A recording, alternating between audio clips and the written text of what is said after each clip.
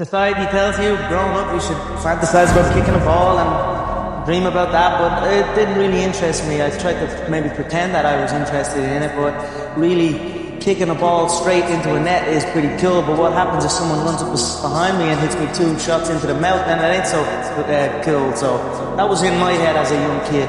Where I come from and where I grew up, you had to be aware. You had to be able to defend yourself. So before me, there was no Irishman that had succeeded in the UFC. There was no one.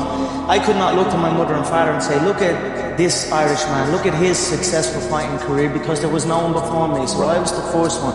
I had to convince them what I was going to do. What got me to where I am and where I continue to go and where I will continue to go is an insane work ethic. And it's an insane work ethic that you can only put in that amount of work if you were doing something that you are passionate about. And that's what I have engaged my entire life's work in. Things that I am passionate about. You cannot fully commit to something if you are not passionate about it. So you must look at your surroundings, at the things you are involved in, and ask yourself, are you truly passionate about these things? Are you truly want to put every ounce of your being into these things? And I am blessed, truly blessed by something. I am not sure what it is, but I am blessed that I was able to find my passions.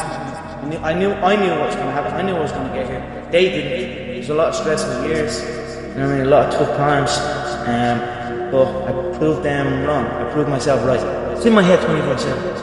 There's nothing else I can think of. I don't think about nothing else. And that's it. I'm just curious and fascinated with it, and I can't stop thinking about it. Everything I do in my life is related to this. I don't do nothing else if it's not got to do with the fight. You know what I mean? And that is why. You know what I mean? All you've got to do is show up. They say I'm just talk, but here I am walking.